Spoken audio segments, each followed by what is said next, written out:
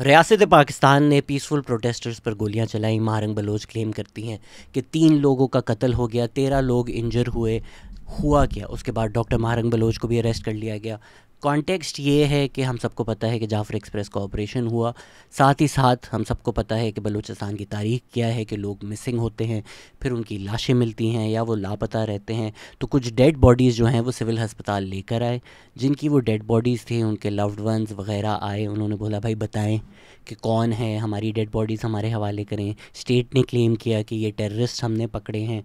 अब ये क्योंकि एक तारीख़ रही है, इसमें महारंग बलोच ने एक कोई घंटे की प्रेस कॉन्फ्रेंस भी की थी उनके अरेस्ट से पहले, जिसमें उन्होंने यही बातें की कि भाई हमारे जो बलोच यकजहती कमेटी के लोग हैं उन पर प्रेशर डाला जा रहा है। अगर लाशें आती हैं हमें कहा जाता है टेररिस्ट है, ना कोई रूल ऑफ़ लॉ होता है, ना कोई कोर्ट में प्रूव हुआ हुआ होता है। तो लोगों को पता ही नहीं होता कि कोई मिसिंग हुए हैं तो किस वजह से हुए हैं। रियासत पाकिस्तान क्लेम करती है कि ज़बरदस्ती कुछ डेड बॉडीज़ लेकर गए। बलोच यकजहती कमेटी के जो एक मेंबर हैं बेबराक बलोच, उनके जो भाई हैं हमाल, जो एक पीएचडी हैं, उनको फिर घर से उठा लिया गया। उसके ख़िलाफ़ एक प्रोटेस्ट हुई, उस प्रोटेस्ट के ऊपर क्रैकडाउन किया गया, रियासती जबर को इस्तेमाल किया गया। फिर सुबह 5:30 बजे जब प्रोटेस्ट हो रही थी, लोग डेड बॉडीज़ लेके सड़क पे बैठे हुए थे, उस पर एक क्रैकडाउन फिर से किया गया और उसमें जो है डॉक्टर महारंग बलोच को अरेस्ट कर लिया गया है। इसमें एक वीडियो भी आ रही है जिसमें हमें नज़र आ रहा है प्रोटेस्टर जो हैं पत्थर मार रहे हैं। स्टेट ने अभी क्लेम भी किया है कोई 9-10 पुलिस ऑफिसर हैं जो इंजर हुए हैं। इस पर मुबशर ज़ैदी ने लोगों को बहुत अच्छा जवाब दिया कि भाई अगर आप जाकर प्रोटेस्टर्स को गोलियाँ मारेंगे, उनका कत्ल करेंगे, तो उसके बाद आप क्या एक्सपेक्ट कर रहे हैं? फूल तो नहीं बरसाएंगे ना आपके ऊपर प्रोटेस्टर्स। इसमें एक 13 साल के बच्चे की भी तस्वीर आ रही है जिसको मार दिया गया है। It's tragedy. कितना हम कंडेम कर लें, मेरे कंडेम करने से क्या होगा? मैं आपसे शर्त लगा सकता हूँ कि 26 नवंबर के बाद आपने जो सोशल मीडिया कैंपेन्स देखी थी वो नहीं नज़र आएंगे आपको, क्योंकि ये बलूचिस्तान है। वही अकाउंट जो उस वक्त शोर कर रहे थे इस वक्त कम्प्लीटली साइलेंट हो जाएंगे, क्योंकि एक डर और खौफ भी है। दूसरा, बलूचिस्तान जिसको पाकिस्तान प्रॉपर नहीं समझा जाता, उधर अगर कोई मारा जाए तो शायद बाकी मुल्क को नहीं फ़र्क पड़ता। मैं पिछले 1.5 साल में कई दफ़ा रोया हूँ खुद फ़लस्तीन में वीडियोस देखकर। कहीं भी कोई बच्चा मरे तो उसका एक बहुत दुख होता है, पर मुझे नहीं समझ में आता पाकिस्तान में क्यों लोगों को दुख नहीं होता अगर पारा चनार में बच्चे मरें या अगर बलूचिस्तान में बच्चे मरें। कोई उनकी आवाज़ नहीं उठाता। Unfortunately, I don't see the point in repeating the barbarity of the state. It's obvious and it's clear for everyone to see, as it has been for decades.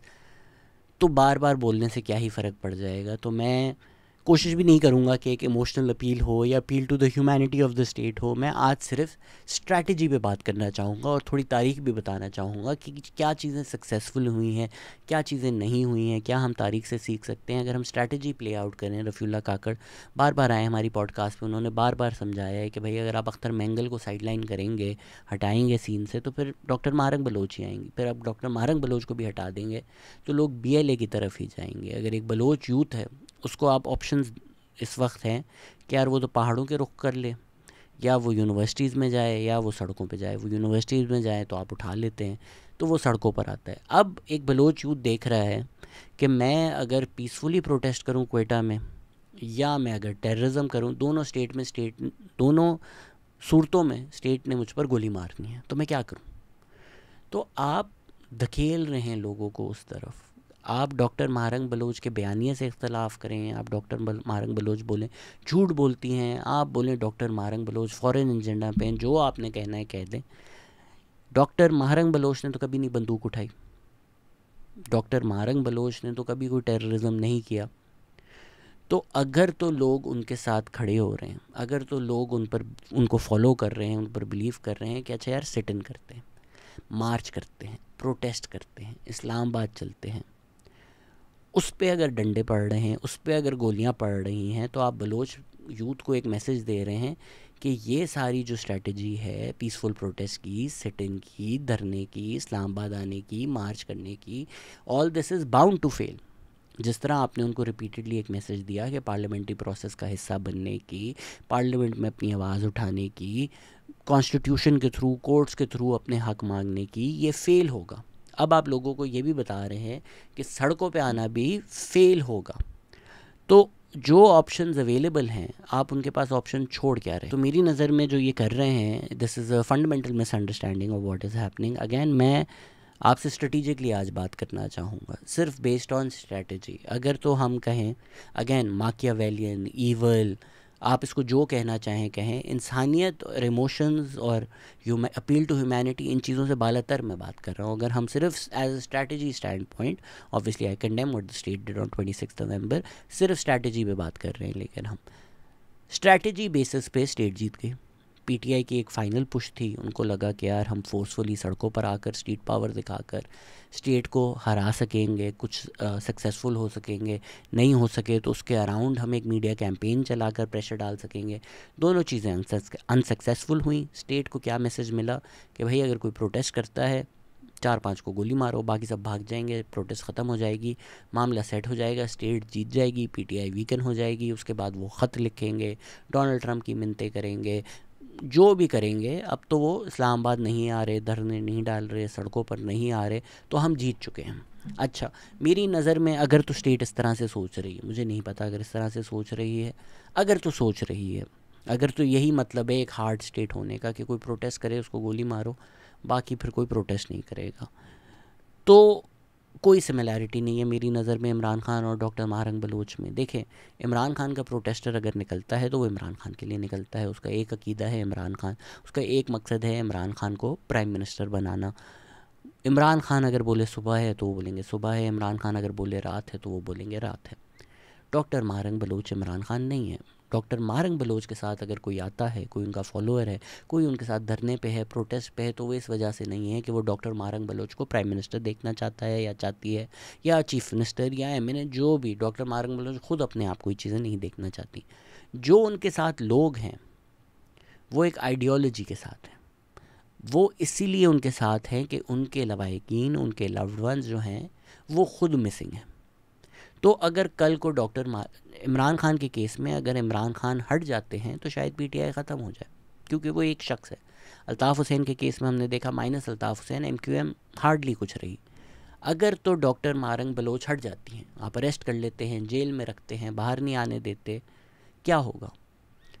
500 और डॉक्टर महारंग बलोच पैदा हो जाएंगे, बिकॉज डॉक्टर महारंग बलोच की ज़ात के लिए ये movement नहीं है, उनकी ज़ात से कोई ताल्लुक़ ही नहीं है इस मूवमेंट का। डॉक्टर महारंग बलोच एक फिगर हेड बन गई हैं एक मूवमेंट की, कि यार जो डॉक्टर महारंग का मसला है वही इन सब ख़वातीन का मसला है, वही इन सब फैमिलीज़ का मसला है। शायद ही बलूचिस्तान में कोई शख्स हो जिसकी फैमिली या मोहल्ले या गांव से कोई इंसान मिसिंग नहीं है।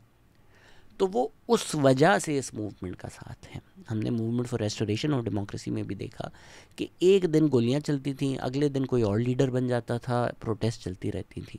तो आइडियोलॉजिकली ड्रिवन जो प्रोटेस्ट होती हैं उनको आप इस तरह से नहीं दबा सकते। तारीख़ में कोई मिसाल मुझे बता दें कि ये सक्सेसफुल रही हो इस तरह से, क्योंकि again they are not driven by one person और अ पर्सनैलिटी। समझे हम कि डॉक्टर महारंग, मैं सिर्फ आज स्ट्रैटेजी प्ले आउट कर रहा हूँ आपके लिए, doctor Mahrang Bloch sell out कर जाती हैं, आप उनको बोलते हैं ये लें 500 करोड़, आप खुश रहें, आपको चीफ मिनिस्टर भी बना देंगे। तो कल को डॉक्टर महारंग बलोच अगर आकर अपनी आवाम को कहती हैं, बलोच आवाम को कहती हैं कि मिसिंग पर्सन अब कोई इशू नहीं है, हर चीज़ रिजॉल्व हो गई है, घर जाओ, कोई प्रोटेस्ट करने की ज़रूरत नहीं है, रियासत को मानो, क्या लोग डॉक्टर महारंग बलोच को मानेंगे जब वो ये कहेंगी? नहीं, वो उनको भी रिजेक्ट कर देंगे, because again they are not there for her, they are there for a cause. Baloch Yakjehti Committee की पूरी लीडरशिप आप चलें इरेडिकेट कर दें। हम एक हार्ड स्टेट है, ज़ीरो एक्सेप्टेंस है हमारे लिए डिसेंट की भी, कोई हम बर्दाश्त ही नहीं करेंगे। तो ऐसा करते हैं, जो पूरे के पूरे लोग हैं बलोच यकजहती कमेटी में, लीडर्स भी नहीं, जो कोई भी है, हम ना सबको जेल में डाल देते हैं, सबको ख़त्म कर देते हैं। क्या होगा? अगर आप लोगों ने वो डॉक्यूमेंट्री देखी है बीबीसी की जो कल ही आई है मिसिंग पर्सनस के हवाले से, जो एक 6 साल की बच्ची अपने बाप को ख़त लिख रही है, जो उसका बाप मिसिंग है जब से वो 3 माह की थी, वो जब 10 साल 12 साल बाद 16-18 साल की होगी, क्या वो डॉक्टर महारंग बलोच नहीं बनेगी? महारंग बलोच भी यही थी ना, एक बच्ची थी जिसका बाप मिसिंग था, जिसको अपने बाप की लाश मिली, उस पर उसने प्रोटेस्ट किया। पहले रीजनल लेवल पे अपनी चीज़ों की प्रोटेस्ट की, वो सालों साल प्रोटेस्ट कर कर आज एक लीडर बन गई हैं, इमर्ज हुई हैं। तो और नहीं होंगे, कुछ कॉज तो नहीं ख़त्म हो रहा ना। So these are not personality driven movements. एक पर्सनैलिटी की इज़्ज़त है उनकी हिम्मत की वजह से, उनकी जद्दोजहद की वजह से। उनको जब आपने डंडे मारे, आपने देखा क्या बलूचिस्तान में फ़ायदा हुआ? इस्लामाबाद में जब डंडे पड़े थे, क्या बलोच अवाम डर गई या और ज़्यादा डॉक्टर मारंग बलोच का साथ दिया उन्होंने? इसी तरह जब उनको एक अरेस्ट करेंगे, क्या बलोच अवाम डर जाएगी या और ज़्यादा साथ देगी? ये हमने हिस्टोरिकली भी देखा है। बादशाह खान को आपने अरेस्ट किया, उसके बाद एक पूरा मैसेकर करना पड़ा आपको। These things don't work. Zulfikar Ali Bhutto को आपने टांग दिया, उसके बाद 10 साल सिंध में आपको बमबारी गोलियां चलानी पड़ी, फिर भी उसकी बेटी आगे वापस प्राइम मिनिस्टर बनी।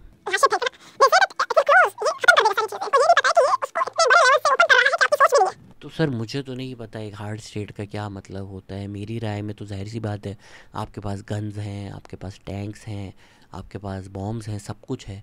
तो अगर कुछ औरतें सड़क पे बैठी हुई हैं अपनी लाशें लेकर, उनको जाकर गोलियां मारते हैं, तो क्या ये दिखाता है कि हम कितने पावरफुल स्टेट हैं या रेट ऑफ द स्टेट इस तरह से कायम होती है?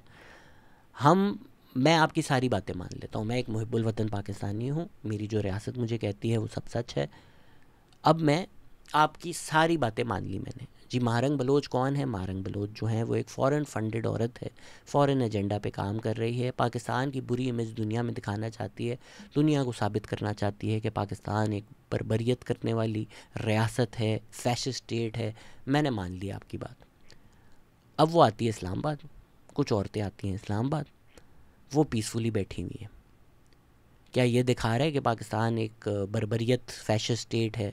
नहीं, ये दिखा रहा है कि पाकिस्तान कितनी अच्छी स्टेट है। भाई प्रोटेस्ट कर रहे हैं, इस्लामाबाद सबके लिए है, आप आएँ, अपने राइट्स मांगें, कोर्ट्स जाएं, जो करना है आपने करें।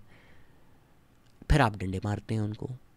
तो जब ये इमेजेस दुनिया भर में जाती हैं कि जी आप डंडे मार रहे हैं, ये चीज़ दिखाती है कि बर्बरियत है और फैशिज़म है, या ये चीज़ दिखाती है कि एक पीसफुल प्रोटेस्ट हो रही है? इसी तरह लेट्स बी ऑनेस्ट, पूरे पाकिस्तान को कोई बलूचिस्तान की फ़िक्र नहीं है। कराची, लाहौर, इस्लामाबाद में कुछ हो वो न्यूज़ होती है, सिंध में कुछ हो, बलूचिस्तान में कुछ हो, खैबर पख्तूनख्वा में कुछ हो, ये न्यूज़ नहीं होती। तो कोयटा में प्रोटेस्ट हो रही है, सच बताएं जितने लोग ये देख रहे हैं, कितने लोगों को पता था डेड बॉडीज़ का प्रोटेस्ट हो रही है? ना कोई न्यूज़ थी, ना कोई कवरेज थी, ना किसी को पता था। आपने जाके गोलियां चला के डॉक्टर मारंग को अरेस्ट कर लिया। अब दुनिया भर में ये न्यूज़ है, अब ये फ्रंट पेज दुनिया भर में रिपोर्ट हो रहा है। तो क्या ये चीज़ दिखाती है कि पाकिस्तान एक फैशिस्ट स्टेट है जो बर्बरियत करती है, या जो डॉक्टर मारंग कर रही थी वो दिखाती है? तो हम अगर कहें कि जी एक एजेंडा ड्रिवन वॉर है, ये मीडिया वॉर है, ये 5th जनरेशन वॉरफेयर है, तो इनका अगर ये एजेंडा है तो इसको 1 से 10 एम्पलीफाई कर रहे तो आप हैं। ठंडे तो आपके हैं, गोलियां तो आपकी हैं, अरेस्ट तो आपके हैं, पुलिस तो आपकी है। तो एजेंडा अगर है तो ये एजेंडा बना कौन रहा है? इस एजेंडा में प्ले इन कौन कर रहा है? इसमें स्ट्रेटिजिकली तो ये होगा ना भाई, ये दिखाना चाहते हैं कि पाकिस्तान बर्बरियत है, पाकिस्तान में हम दिखाना चाहते हैं डेमोक्रेसी है, कोर्ट्स हैं, जस्टिस है। जाएं कोर्ट्स में करें केस, मीडिया को खोलें, आज़ाद करें, प्रेस कॉन्फ्रेंसेस करवाएं, प्रोटेस्ट करने का हक सबके पास हो। 120 दिन के धरने भी देखे हैं ना हमने इस्लामाबाद में। तो आप करवाएं ना करवाना चाहें तो 120 दिन के धरने भी हो सकते हैं। बलोच औरतें आएँ तो वो मेरे ख्याल से 120 मिनट भी नहीं इस्लामाबाद में बैठ सकती।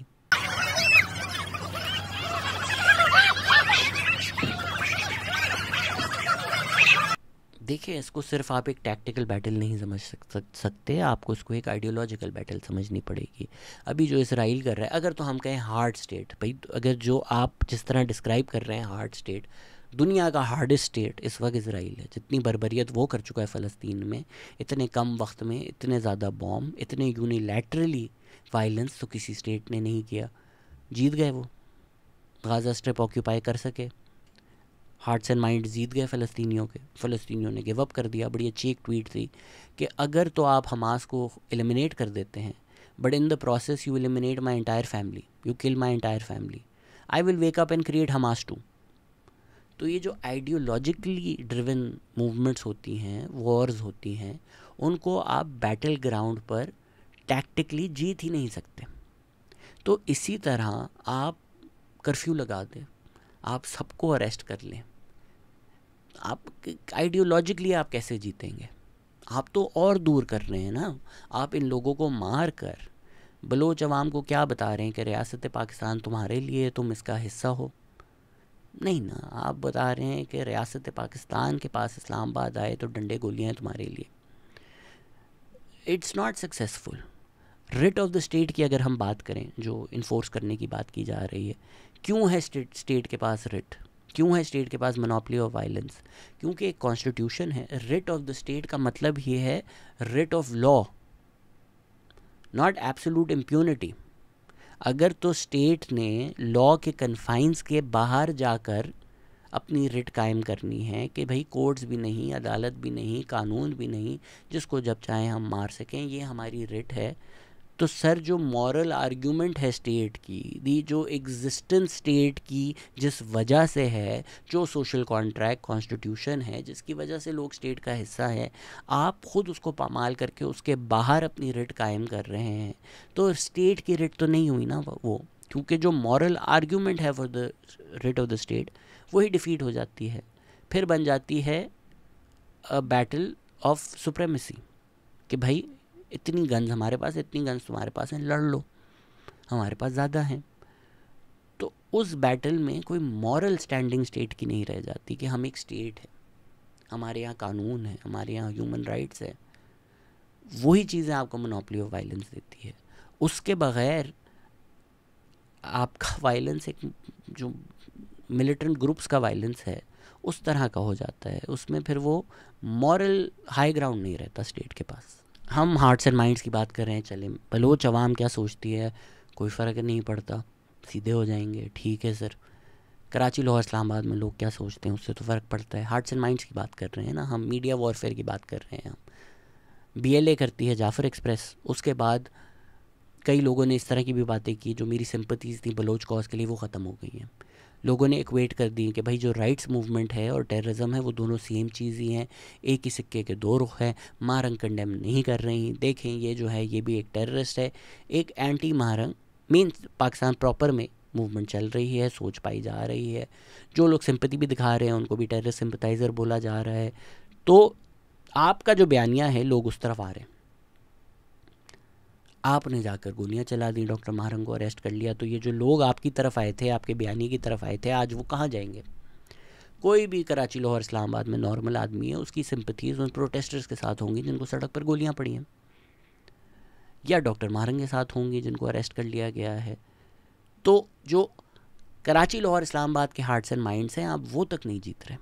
रिपोर्टेडली याया खान ने ईस्ट पाकिस्तान के केस में ये बोला था कि 3 मिलियन लोगों को मार दो, the rest will eat out of our hands. तो ये जब वहाँ सक्सेसफुल नहीं हुई स्ट्रैटेजी, तो अगर हम बलूचिस्तान के केस में डिस्कस करें तो अब थोड़ी तारीख भी देख लेते हैं, जहाँ से सिलसिला शुरू होता है। और बलोच नेशनलिस्ट लीडर्स मेरी नज़र में ओवर प्ले करते हैं इस चीज़ को कि कायदे आज़म ने मिलिट्री भेजकर कलात को एनेक्स किया था, फोर्सफुली पाकिस्तान का हिस्सा बनाया था। पहले बलूचिस्तान एक इंडिपेंडेंट नेशन अनाउंस भी हो गया था। हम कहें पार्टीशन, पोस्ट पार्टीशन का जो पीरियड है वो a time of flux, 2 dominions थे। पाकिस्तान की पोजीशन ये है कि भाई जो ब्रिटिश छोड़ कर गए हैं, जो उनका हक था वो पाकिस्तान को दे दिया। तो जिस तरह से बरतानवी साम्राज्य था वो जिस तरह से हुकूमत कर रहा था, अब हम करेंगे। यह आज़ादी वज़ादी कुछ भी नहीं है। तो इसको अगर हम कंपेयर करें कि यार इंडिया में जूनागढ़ भी मिलिट्री भेजकर एनेक्स किया गया। आज कोई जूनागढ़ लिबरेशन आर्मी तो नहीं है। पाकिस्तान कभी कभी शोषित छोड़ देता है, अपने मैप का हिस्सा बना देता है जूनागढ़ में, या नवाब ऑफ जूनागढ़ की जो फैमिली है वो यहाँ रोती रहती है। उसके अलावा ये कोई कॉज तो नहीं है जो दुनिया में कोई भी सीरियसली ले रहा है। ना कोई जूनागढ़ में इस तरह के वाक़े हो रहे हैं। क्यों नहीं हो रहे? क्योंकि जूनागढ़ को इकनॉमिकली इंटीग्रेट कर दिया गया। तो अगर बलूचिस्तान की हम तारीख़ देखें, बिल्कुल फोर्सफुल एनेक्सेशन के बाद एक मूवमेंट चली, मिलिटेंसी हुई, वो मैनेज हो गई, वो ख़त्म हो गई। आपने उनके भाई को भी अरेस्ट कर लिया, चीज़ें थम गई, बलूचिस्तान पाकिस्तान का हिस्सा बन गया। किस चीज़ ने स्पार्क किया फिर मिलिटेंसी को, फिर रेजिस्टेंस को? 1 यूनिट ने। पहले आपने बलूचिस्तान को बोला कि पाकिस्तान का हिस्सा बनो, okay, accepted argument, you did this at the barrel of a gun, जो बलोच नेशनलिस्ट आर्ग्यू करते हैं कि फोर्सफुली खान ऑफ कलात से करवाया गया, करवा दिया, हो गया, एक्सेप्टेड पोजीशन, अब मुल्क चल रहा है। फिर आप कहते हैं कि भाई बलूचिस्तान बलूचिस्तान नहीं रहेगा, सिंध सिंध नहीं रहेगा, Khyber Pakhtunkhwa NWFE of the time नहीं रहेगा, पंजाब नहीं रहेगा। आप लोगों की कोई शनाख्तें नहीं हैं, ये शनाख्तें मैटर नहीं करती। सिंध बलूचिस्तान का लफ्ज़ हराम है, अब 1 यूनिट है।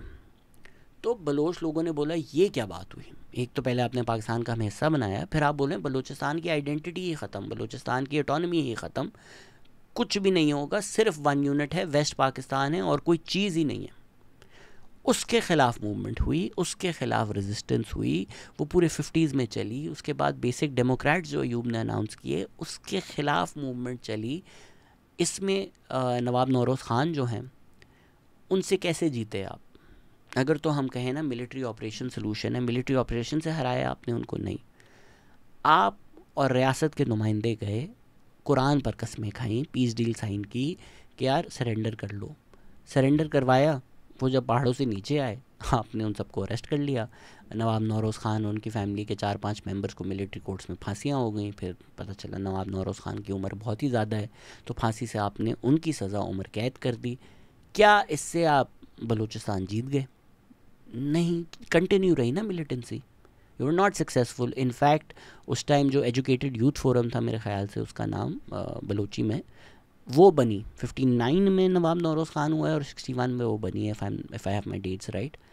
वही ऑर्गेनाइजेशन है जो बलूचिस्तान स्टूडेंट्स ऑर्गेनाइजेशन बनी, जो BSO आज BLA के साथ मिलकर अलहदगी पसंद तहरीक चला रही है। तो जो चीज़ें पास्ट में अनसक्सेसफुल हुई, वो क्यों हमने रिपीट करनी है? क्या चीज़ सक्सेसफुल हुई? या ख़ान गए, उन्होंने वादा किया, प्रॉमिस किया 1 यूनिट ख़त्म हो जाएगा। बलूचिस्तान क्या मांग रहा था? गैस में राइट्स मांग रहा था, 1 यूनिट ख़त्म होना मांग रहा था, और प्रोविंशियल ऑटोनॉमी मांग रहा था, मेरे ख्याल से तीसरी चीज़ जो मेन वजह थी। या ख़ान ने डील कर कर ये चीज़ें ख़त्म करवाई। क्या क्या बलोच अवाम ने? अलग मुल्क मांगा? नहीं।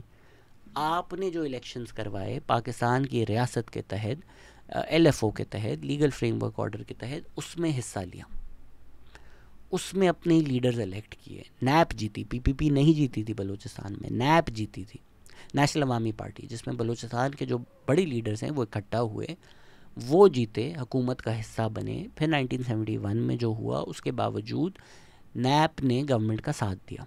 हम कहें जी हैंड रैंगलिंग की, जुल्फ़िकार अली भुट्टो ने प्रेशर डाला, झूठे वादे किए, सब किया, करवा दिया ना। 73 की कॉन्स्टिट्यूशन आ गई, उसमें ऑन पेपर बलोच लीडर्स की रजामंदी है। तो बलूचिस्तान ने, हम कहें 47 में ज़्यादती हुई, 48 में ज़्यादती हुई, सब कुछ हुआ और मिलिट्री ऑपरेशन गलत हुए, सब हुए।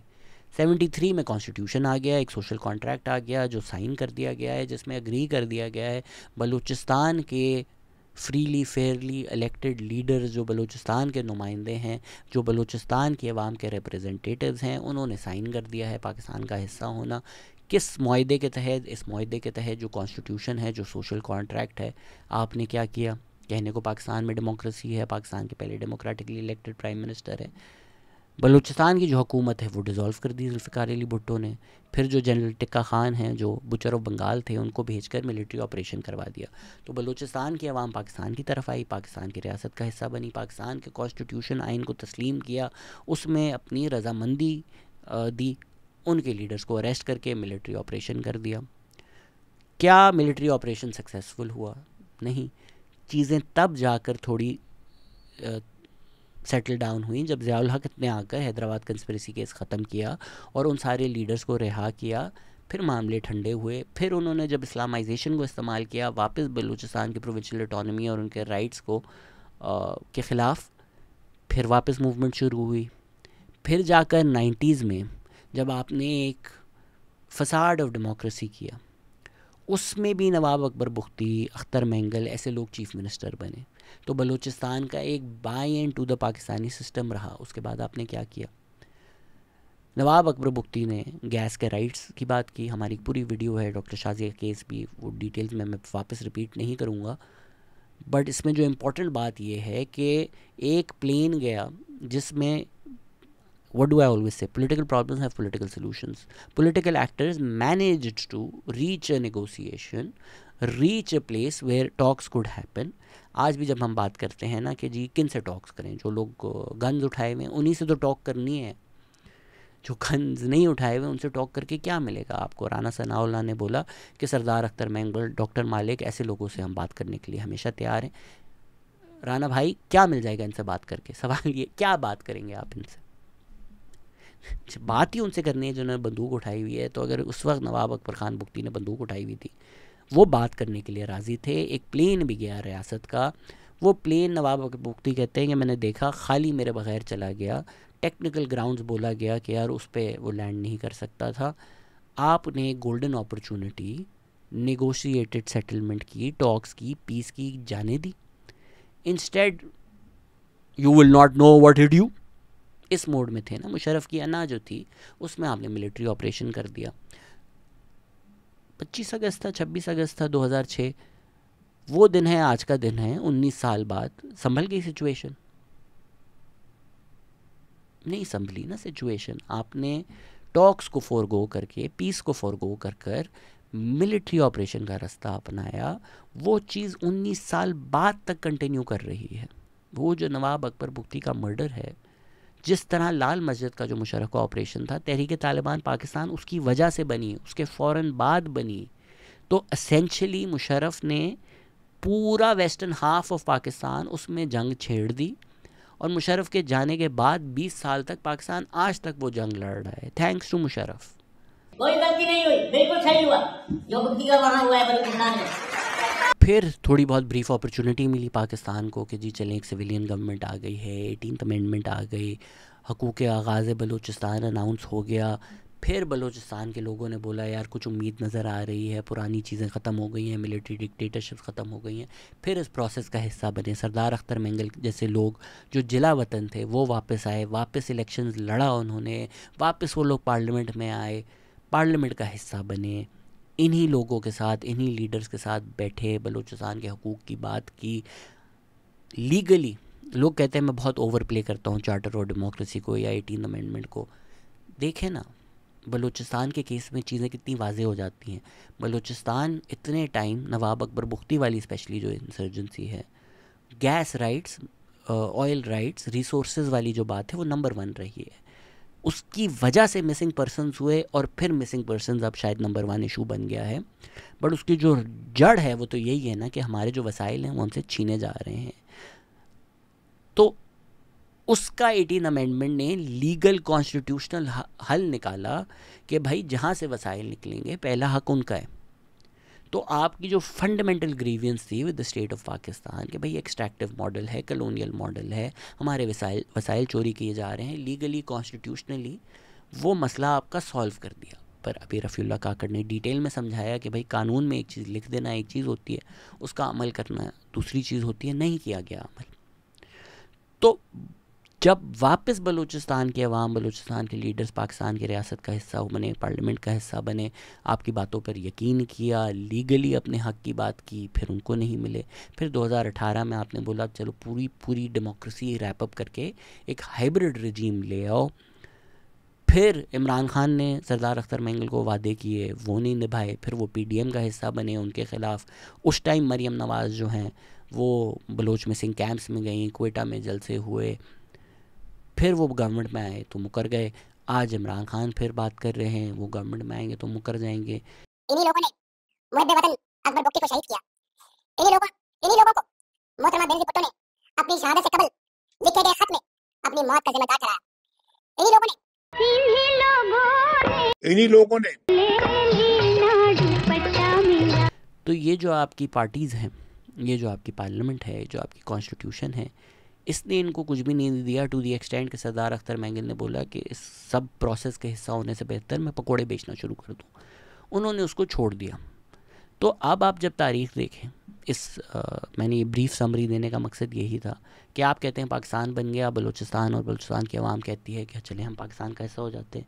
फिर पाकिस्तान उनको कहता है कि नहीं, अब तुम बलूचिस्तान हो ही नहीं, अब तुम बलोच हो ही नहीं, अब तुम सिर्फ पाकिस्तानी होते हैं। ये क्या बात हुई?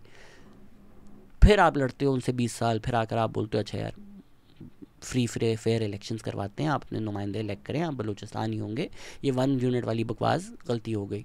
वो कहते हैं ठीक है, वो अपने नुमाइंदे इलेक्ट करते हैं, वो कॉन्स्टिट्यूशन का हिस्सा बनते हैं।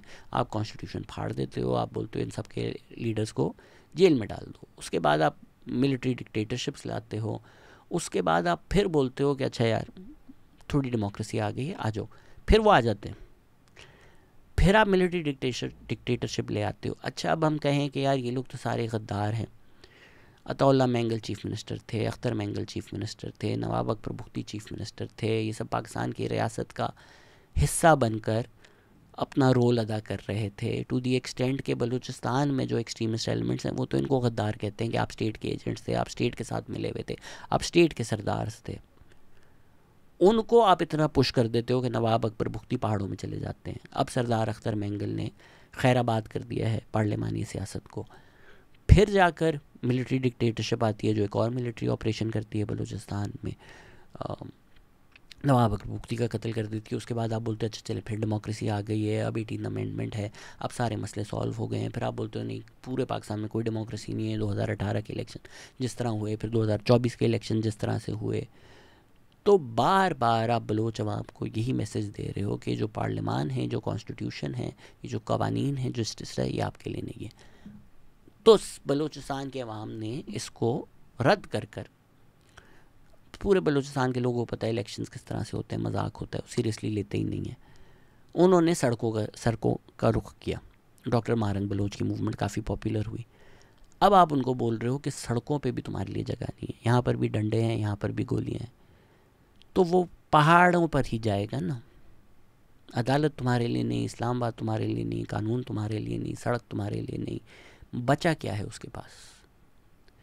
तो मैं ये आर्ग्यूमेंट आपसे कर ही नहीं रहा कि यार थोड़ी इंसानियत होती है। मैं आपसे सिर्फ ये जानना चाह रहा हूँ कि स्ट्रेटजी क्या है और मकसद क्या है, क्योंकि जो मैंने तारीख बताई है वो तो वाजे कर रही है कि क्या चीज़ें सक्सेसफुल रही हैं और क्या चीज़ें सक्सेसफुल नहीं रही हैं। तो क्यों हम वो रिपीट कर रहे हैं जो सक्सेसफुल नहीं रहा। अगर अभी भी हमारा ये इरादा है कि 2,500 लोग हैं, 2,500 लोगों को मार दो बाकी सब ठीक हो जाएंगे, तो ठीक है। 7 दिहाई में कम से कम हर दिहाई में एक दफ़ा तो हम ये करके देख चुके हैं। तो जो चीज़ 7 दफ़ा नहीं चली, मैं जाहिल आदमी हूँ, मुझे नहीं समझ में आती चीज़ें कि यार 8वीं दफ़ा तो चलती है, तो ठीक है 8वीं दफ़ा भी ट्राई कर लेते हैं। शायद जो चीज़ 7 दफ़ा नहीं चली वो 8वीं दफ़ा पक्की चलेगी। अगर आप डिटेल में ये चीज़ें समझना चाहते हैं तो हमारे रफ़ीउल्लाह काकड़ साहब के साथ जो पॉडकास्ट है वो देखें। ट्राइबल वाली जो चीज़ है, जो अब के सरदार अख्तर मैंगल ने भी ट्वीट किया कि भाई हमारे हाथों से भी निकल चुका है, उसका यही मकसद है कि अब जो इंसर्जेंसी है वो ट्राइबल कंट्रोल नहीं है, वो एक मरी ट्राइब नहीं है जो आपके ख़िलाफ़ जंग कर रहा है, वो एक वाइड स्प्रेड आइडियोलॉजिकल मूवमेंट बन चुकी है। तो उससे लड़ने का तरीका ही अलग होगा। हमारी पॉडकास्ट मंडे को आ जाएगी सरदार अख्तर मैंगल के साथ इंशाल्लाह। तो उनकी जो राय है इस बारे में वो ज़रूर मंडे को देखिएगा।